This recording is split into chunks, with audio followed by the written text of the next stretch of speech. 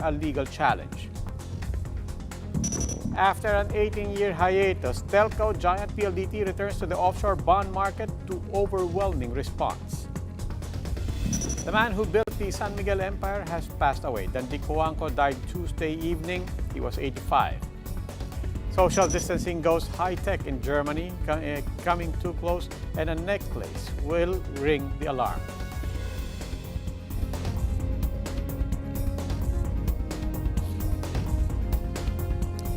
We begin tonight with the Health Department welcoming the Ombudsman call for an investigation into the DOH COVID-19 response.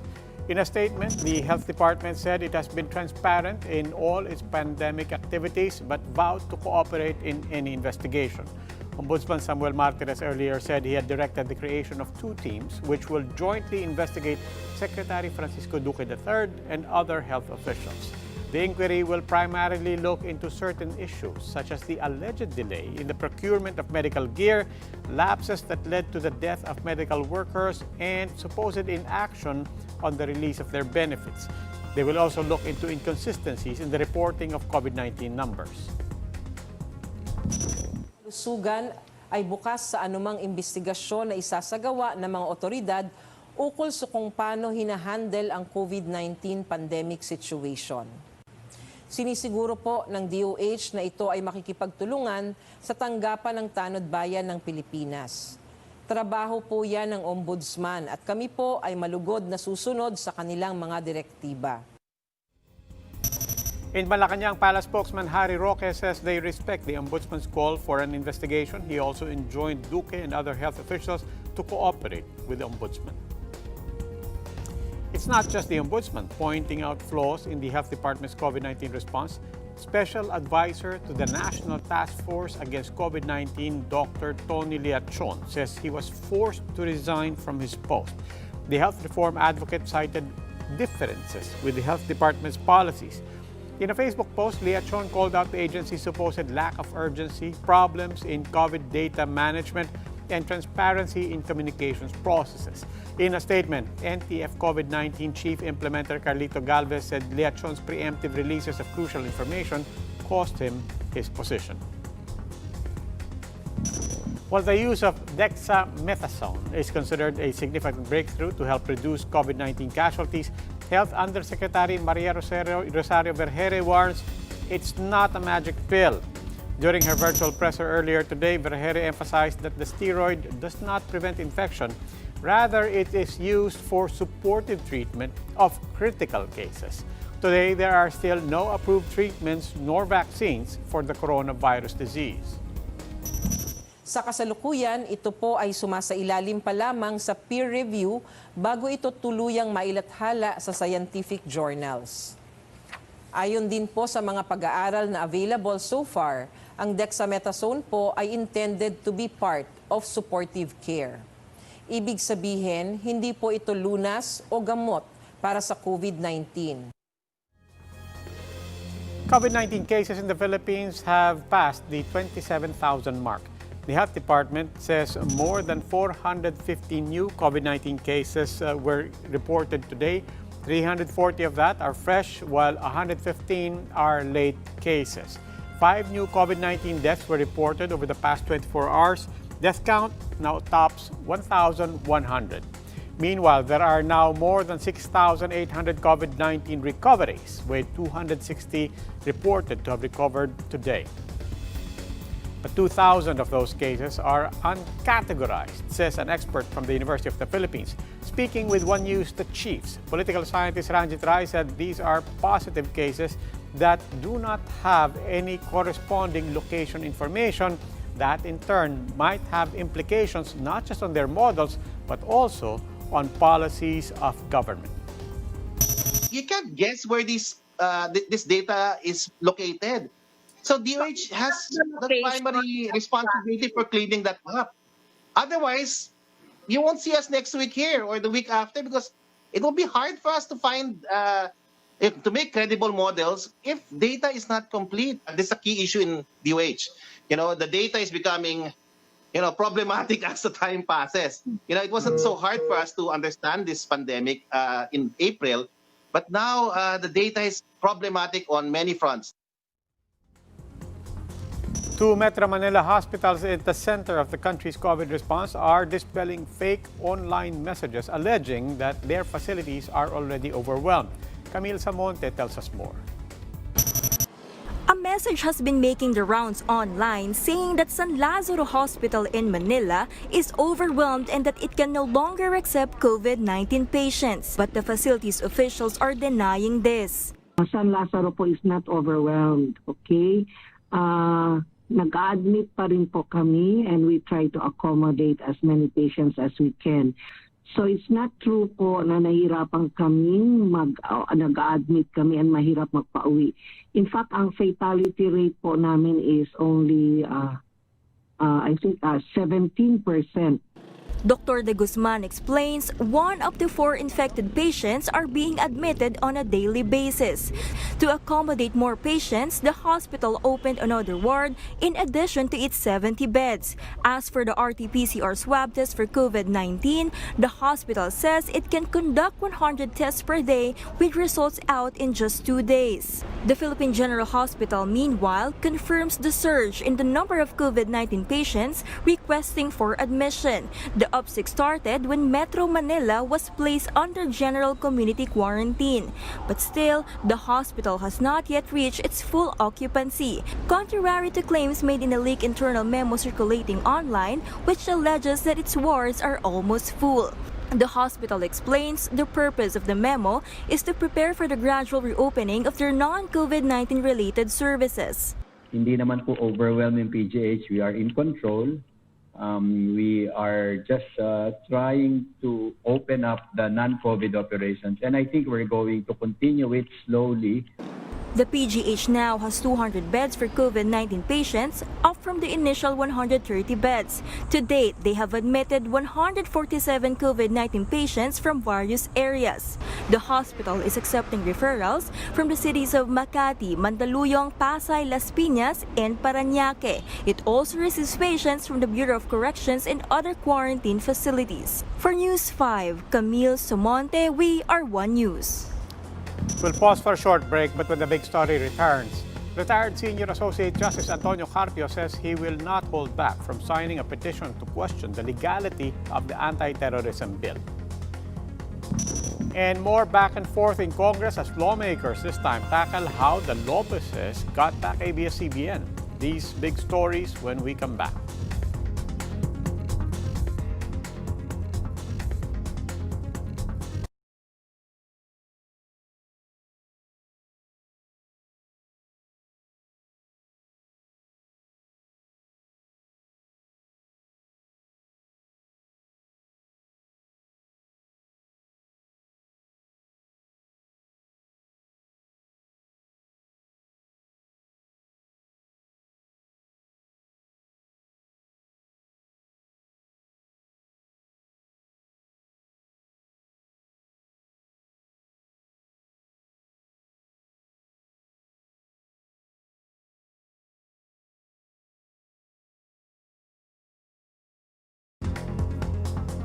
I'm Robbie Alampay, you're watching The Big Story.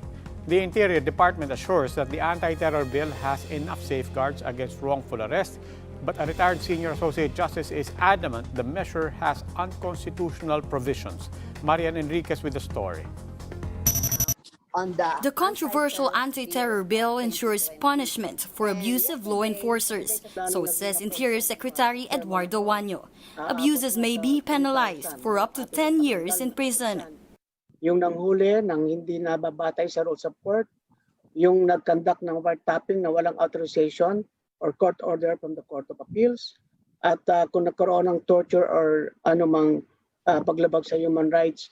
Anyo adds that immediately after an arrest, a written notice should be sent to a court judge from the place of arrest, which will then be sent to the Anti-Terrorism Council and the Commission on Human Rights. When it comes to freezing funds, Senator Panfilo Lacson says the ATC has no authority to do this without the approval of the Anti-Money Laundering Council. Detained suspects may contest this to the Court of Appeals. Keep frozen na account, pwedeng partially makapag-withdraw pa rin yung suspected terrorist o yung organization para sa humanitarian needs.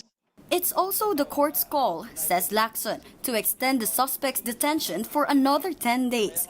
However, CHR Commissioner Pimentel Gana questioned the need for a 24-day detention. But this, as per Lacson, is already lenient. Countries like Malaysia can detain suspects without charges for 59 days and may be extended to 2 years. Batas po yung nagdedetermine because that is a policy decision of Congress which is allowed under the Constitution. Di ba po malinaw naman yon? So, hindi po unconstitutional yung i-prolong natin. Anyo also defended the prolonged reglementary period. Yung 14 days, hindi naman yan po necessary na uubusin mo yung 14 days kung tapos na yung case sa investigation. Number 2, hindi lang naman siya ang suspect na involved sa terrorism. Normally, in a terrorism, it's a network, it's a conspiracy. You just remove one player. National Security Advisor Hermogenes Esperon dispels fears of activists that any form of dissent will be tagged as terrorism. Maliwanag na hindi isinasama doon sa mga acts that can be punishable under this act. Sa mga tuwid, activism, in short, is not terrorism. And I have also said that terrorism is not activism.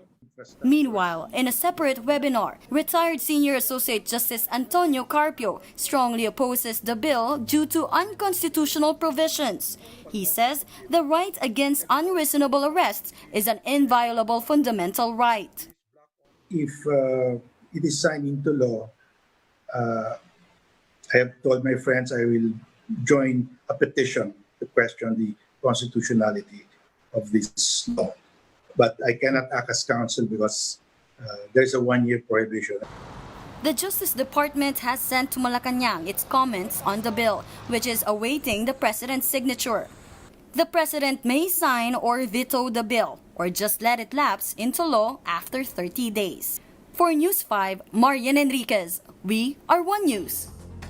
The Commission on Human Rights is urging the government to review laws and policies that they say threaten press freedom and freedom of expression. The CHR says some policies, including libel laws, may pose a direct threat to truth-telling, especially if the law is weaponized to silence critics. This is the Commission's response to the conviction of Raptor CEO Maria Ressa and former researcher and writer Ray Santos Jr. for cyber libel.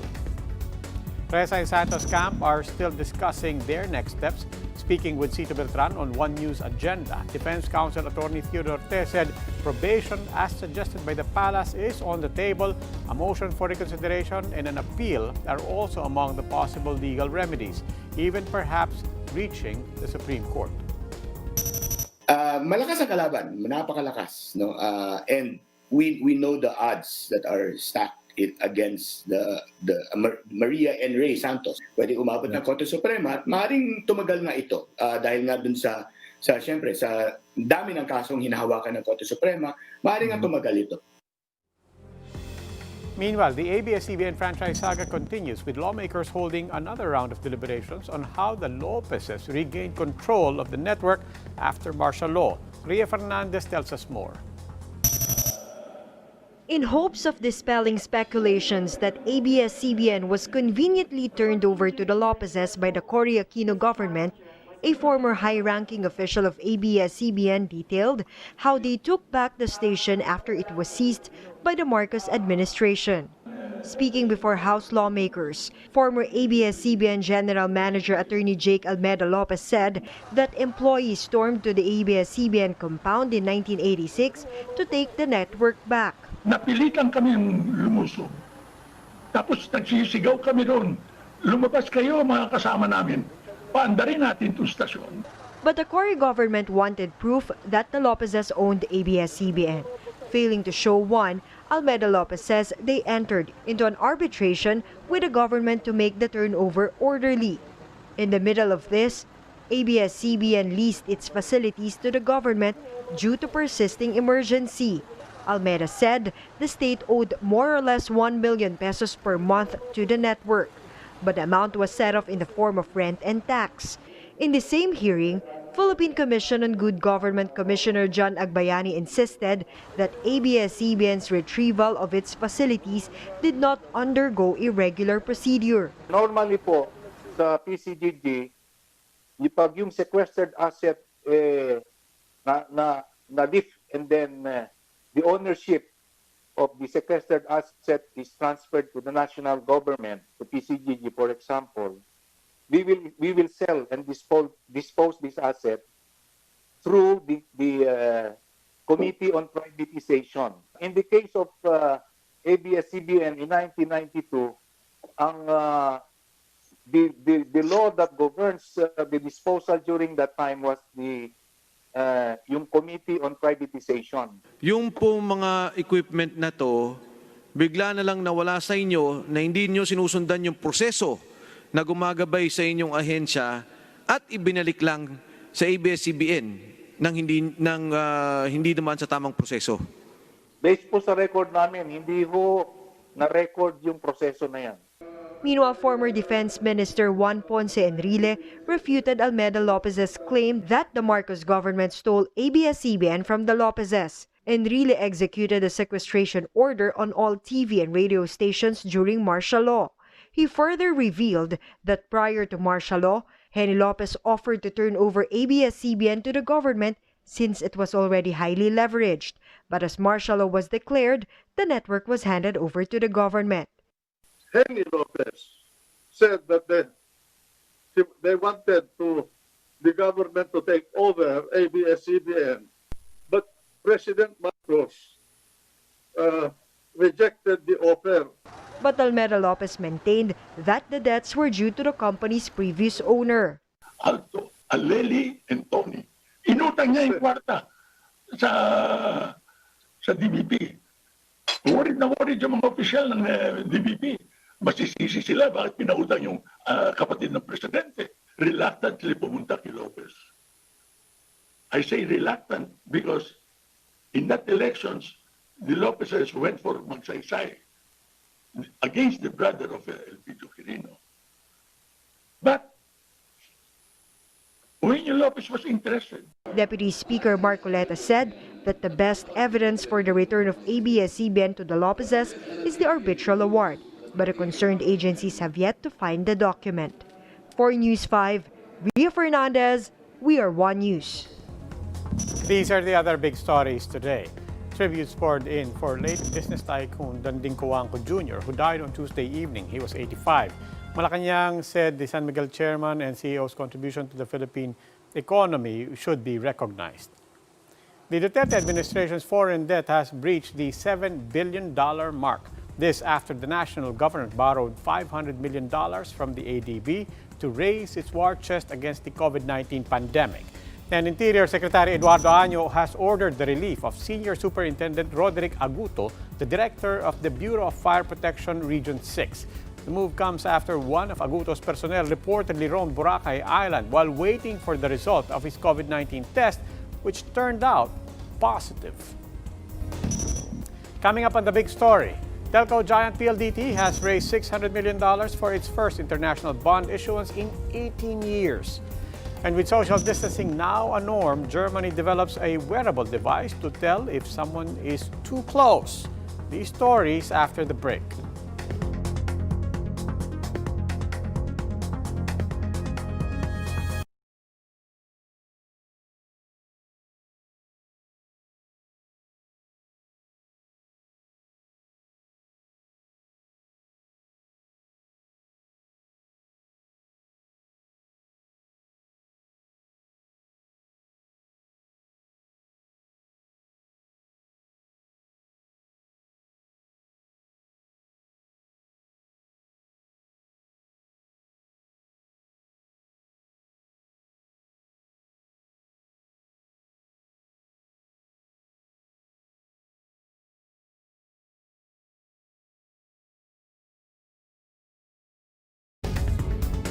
This is the big story. I'm Robbie Alampay. The DILG has formally started its crackdown against local executives who violated quarantine rules amid the pandemic.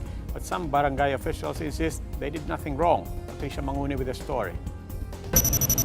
The DILG filed charges against 20 barangay chairpersons in Metro Manila for violating community quarantine rules since March. The Interior Department received complaints ranging from the selling of liquor, street gambling, to charging fees for quarantine passes. Doon sa mga naningil sa quarantine pass, natatandaan nyo, from 10 pesos to 500, yung mga namili ng bibigyan. Halimbawa, nireklamo si Kapitan na pinili lang kung sinong bibigyan ng pagkain, tapos yun lang mga kaalyado niya, tapos yung mga iba hindi binigyan. Tapos yung mga ibang barangay na hindi nag-distribute ng pagkain.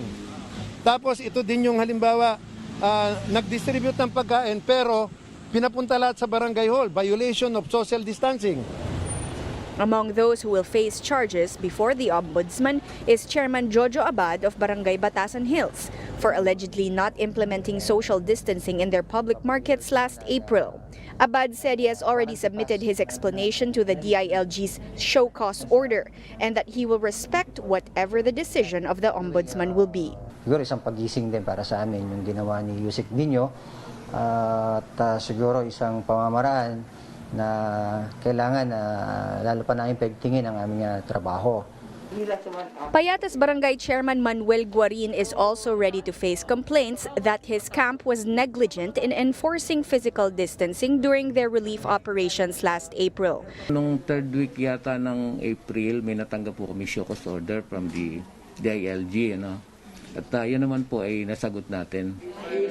The barangay officials were charged for violating Republic Act 11332 or the Mandatory Reporting of Notifiable Diseases and Health Events of Public Health Concern Act, Republic Act 11469 or the Bayanihan to Heal as One Act, and the Ombudsman guidelines in the implementation of community quarantine. It is now up to the Ombudsman to determine whether the local officials did in fact commit a crime. This is just the first batch of nearly 200 barangay officials initially issued show cause orders for quarantine violations. DILG warns, expect more cases filed in the coming weeks. For News 5, Patricia Mangune, we are One News. In other news, PLDT's return to the international bond market has become a monumental success after the telco firm received overwhelming support for its $600 million note issuance, global pandemic notwithstanding. Shaila Francisco with the details. After an 18-year hiatus, PLDT has returned to the international bond market. And they received the warmest welcome even as the world grapples with the coronavirus pandemic. The telco firm raised $600 million in 10 and 30-year offerings. This marks a landmark deal for the telco giant and the country because not only did they issue the lowest coupon by a Philippine company, it was also the first international 30-year offering for a non-government entity. And the demand from investors did not disappoint. The final order book was 17 times oversubscribed at $10.2 billion, the highest received by a Philippine issuer. PLDT says the entire process was done virtually with only 2 weeks worth of preparations. This is a very good vote of confidence in both PLDT as well as the country. So they are looking at the country in very favorable terms from an investment standpoint, and particularly in PLDT in terms of how we will be there for the long term. The funds raised through this bond issuance will be used mainly to refinance PLDT's debt maturity until next year. Meanwhile, roughly a third of that will be used for capital expenditures, particularly to improve its networks and capacity to better serve the data requirements of the Philippine market. Thought it would be prudent and wise for us to diversify into another funding source outside of the local market, add a longer tenor to our maturity profile, and introduce a bit of US dollar currency into our debt mix. Could make sense. For markets analyst Luis Limlingan, PLDT made a good call with its entry in the international bond market at this time. Right now, I think the appetite is strong, so probably that's what pushed them, especially that a lot are saying that this pandemic may subsist and basic necessities are probably going to be the ones that are going to survive and thrive during this pandemic, PLDT being one of them. People believe in the solidness and the foundation of the company. After all, this is utilities we're talking about, so you don't expect any sudden shocks, and I guess with the high barriers to entry, perhaps that's why people are actually coming in. For now, PLDT says they are satisfied with the outcome and they don't see themselves going back to the international bond market anytime soon. Shaila Francisco, we are One News. In world news, North Korea has rejected South Korea's attempt to ease their escalating dispute. Pyongyang reportedly turned down Seoul's offer to send special envoys for bilateral discussions. Instead, the former vowed to redeploy troops to demilitarize the latter's border units. The move came a day after North Korea blew up a joint liaison office as tensions flared over propaganda leaflets sent by defectors from the South into the reclusive state. The Samahang Basketball ng Pilipinas has finally unveiled our representatives to the inaugural FIBA Esports Open 2020. Team Pilipinas will be composed of the country's best NBA 2K players, including former champions Real Polog Jr., Caster Galas, and Philip Herrero IV. Joining them are Aljon Cruzin, Clark Banzon, David John Timajo, and Rocky Branya. They will be competing with 16 other national teams on NBA 2K's Pro-Am game mode, where each player controls a single character on the court, just like real-life basketball. Games will be streamed live on SBP's Facebook page from June 19 to 21. Physical distancing. But let's make it more advanced. A German electronics company has developed a social distancing tracker to help prevent the spread of COVID-19. The device, called the Distancer, is worn around the neck, uses Bluetooth. Its alarm goes off when someone stands too close, and that is less than 1.5 meters away. The company claims the gadget can accurately measure signal strength and calculate the distance from one user to another. And that wraps up today's big story. Catch us again tomorrow at 8 p.m. on Signal Channels 8 and 250. Please like our Facebook page, One News. For more in-depth analysis, visit our webpage, onenews.ph. You can also catch One News on the Signal Play app. Register for a free account at signalplay.com and stream One News live anytime, anywhere. I'm Robbie Alampay, and we are One News. Good evening.